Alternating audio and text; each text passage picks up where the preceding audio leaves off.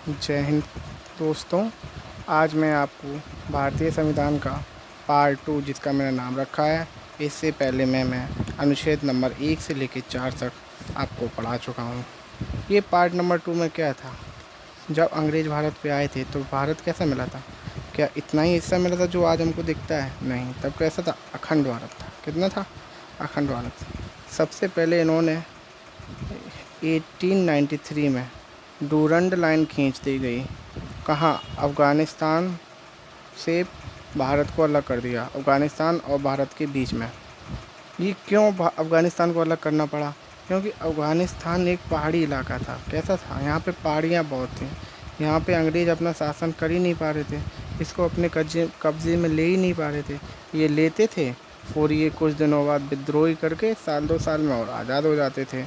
अफ़गानिस्तान का इतिहास तो आपको भी पता है। यहाँ रशिया भी आया, यहाँ अमेरिका भी आया, सबको ही क्या भागना ही पड़ा। फिर दूसरा टुकड़ा इन्होंने 1935 में म्यांमार और बर्मा को अलग कर दिया। म्यांमार, जिसे अब बर्मा और म्यांमार कहते, पहले बर्मा अब म्यांमार कहते हैं, इसको भारत से अलग कर दिया। कौन सा टुकड़ा था? दूसरा। पहला टुकड़ा क्या था? अफ़गानिस्तान को अलग करना। अब इन्होंने तीसरा टुकड़ा क्या किया? पाकिस्तान। 1947 में पाकिस्तान क्या अलग हो गया। ये कौन सा टुकड़ा था? तीसरा। पाकिस्तान का विभाजन असल में जो लोग थे, कुछ लोगों की मांग थी, उसी कारण ये बन गया। और ये विभाजन मुस्लिम जनसंख्या पर हुआ। किस पे हुआ था? मुस्लिम जनसंख्या पर।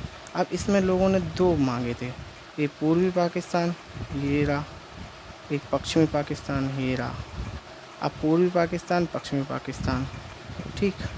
लेकिन बाद में क्या हुआ? पूर्वी पाकिस्तान क्या बन गया? बांग्लादेश बन गया। और पश्चिमी पाकिस्तान पाकिस्तान बन गया। रेड क्लिफ रेखा, अब पाकिस्तान और भारत के बीच में भी तो कोई लाइन खींची गई होगी, तो वो खींची गई थी रेड क्लिफ लाइन, जो भारत और पाकिस्तान के बीच में थी। अब बांग्लादेश और भारत के बीच में एक ज़ीरो लाइन है। कौन सी है? Zero line. ज़ीरो लाइन किसको विभाजित करती है? बांग्लादेश और भारत को।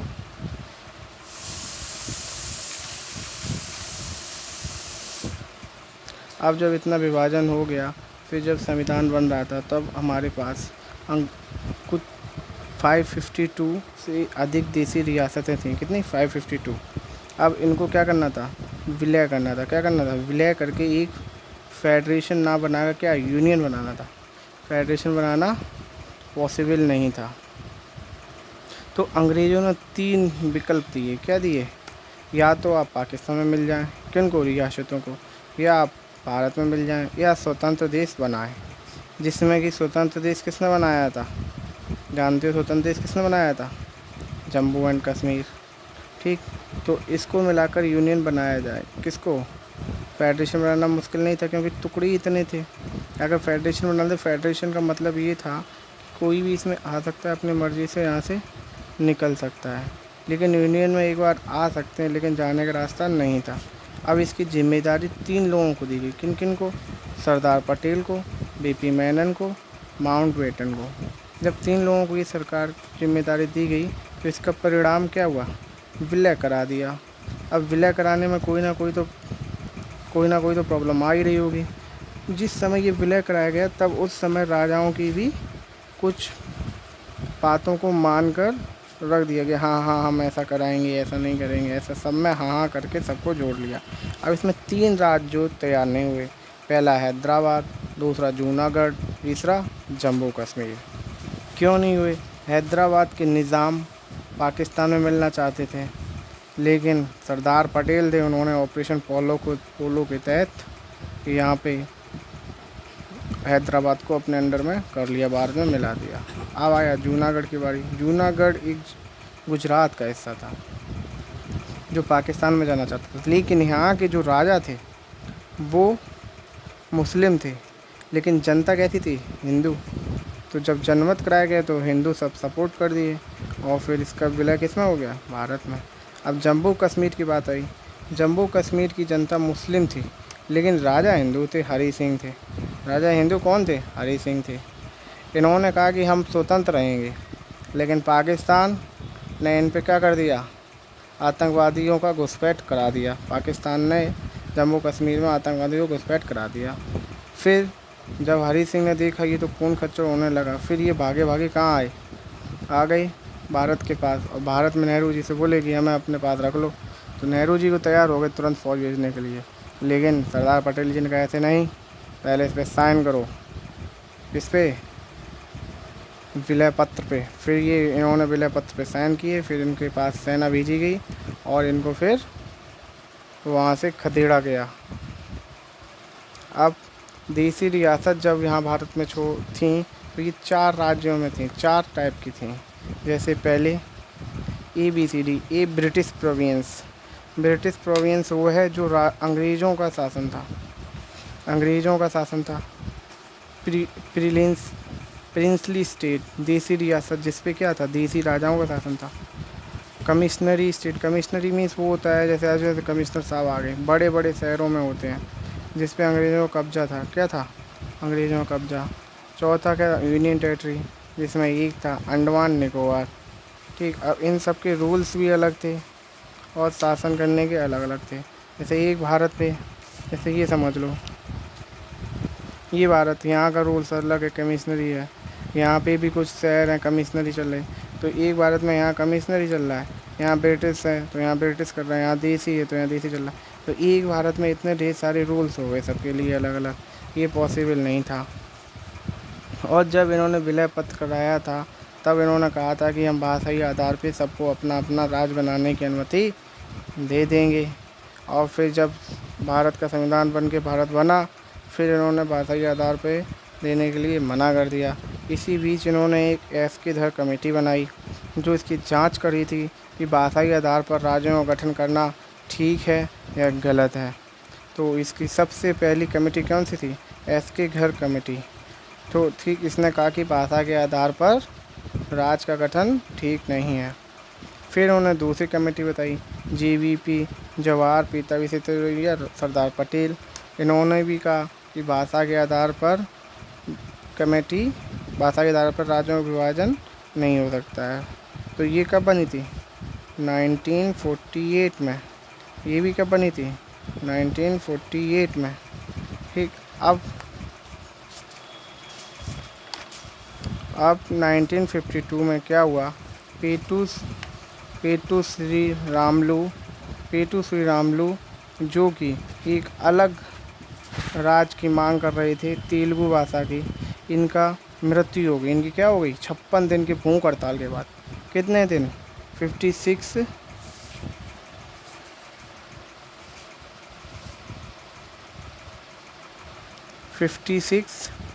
भूख हड़ताल के बाद मृत्यु हो गई। क्या हो गई, अब जब मृत्यु हो गई तो तुम जानते ही हो बवाल ज़्यादा मच जाएगा। तो इसके परिणाम स्वरूप क्या हुआ, जनता में क्या हुआ, विरोध हो गया, विरोध बढ़ गया। फलस्वरूप नेहरू जी ने 1 अक्टूबर 1953 में मजबूर होकर तेलुगु भाषा के लिए आंध्र प्रदेश को अलग कर दिया। तेलुगु भाषा के लिए आंध्र प्रदेश को अलग राज्य बना दिया। अंततः यह भाषा के आधार पर गठित होने वाला पहला राज्य था। कौन सा, गठित आंध्र प्रदेश पहला राज्य था जो भाषा के आधार पर गठित हुआ। अब यही क्वेश्चन बनेगा, भारत को कौन सा पहला राज्य है जो भाषा के आधार पर गठित हुआ, तो उसमें आंसर लगाएंगे आंध्र प्रदेश। किस भाषा के लिए, तेलुगु भाषा के लिए। ठीक, वो है कौन थे जिनकी मृत्यु वो राज्य की मांग करते हुए समय हो गई, तो आप बताएंगे पेटू श्री रामलू। अब 1953 में फजल अली आयोग का गठन किया गया। किसका, फजल अली आयोग का गठन किया गया। इन्होंने अपनी रिपोर्ट कब प्रस्तुत की, 1956 में।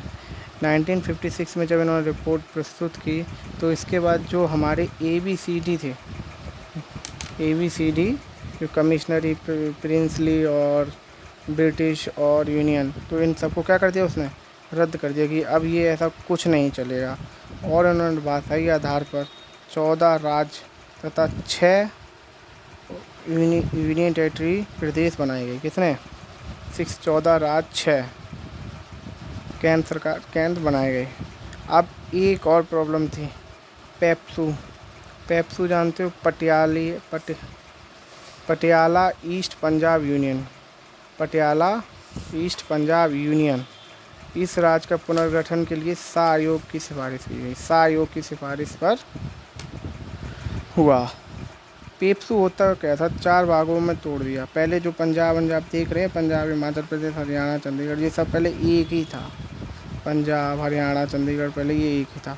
फिर जब पेप्सू में डिवाइड हुआ तो इसमें पेप्सू जो हिमालय में था, हिमालय क्षेत्र, तो उसे हिमाचल प्रदेश बना दिया। हरियाणा में हिंदी बोलते थे, हरियाणा हो गए। पंजाब में पंजाबी, यूटी जब विवादित क्षेत्र था तो कैसे ये इधर जाएगा उधर जाएगा, हरियाणा पंजाब में, उसे केंद्र सरकार ने अपने पास रख लिया। इस प्रकार विशाल साम्राज्य, जो हमारा एक विशाल साम्राज्य था भारत, वह सिमट कर कितने में रह गया, 28 राज्य तथा 7 यूनियन टेरिटरीज बन गया। कितने बन गए? लेकिन इससे पहले क्या थे, 29 राज्य थे, 8 यूनिट। लेकिन फिर बाद में अभी पता है मोदी सरकार जी ने जम्मू कश्मीर किया, विभाजन कर दिया, और अब हमें 28 राज्य बन गए। बच्चे कितने बचे? 29 राज्य थे, देखो 29 थे, जम्मू कश्मीर माइनस, तो कितना बचा? 28।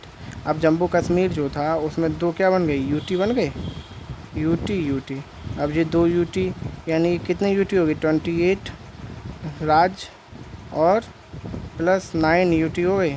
लेकिन इन्होंने क्या किया, दादर नागर हवेली और दमनदीप को एक कर दिया। दादर नागर हवेली दमनदीप को एक कर दिया, दादर नागर प्लस दमनदीप एक हो गया, तो ये 2 हो गए। लेकिन ये किसके बराबर? 1, तो इसलिए इसमें अब एक क्या हो, 1 माइनस, तो कितना हो जाएंगे? 8। तो 28 राज्य और 8 यूटी अब प्रेजेंट में है। Please share, subscribe, like my channel. धन्यवाद, थैंक यू।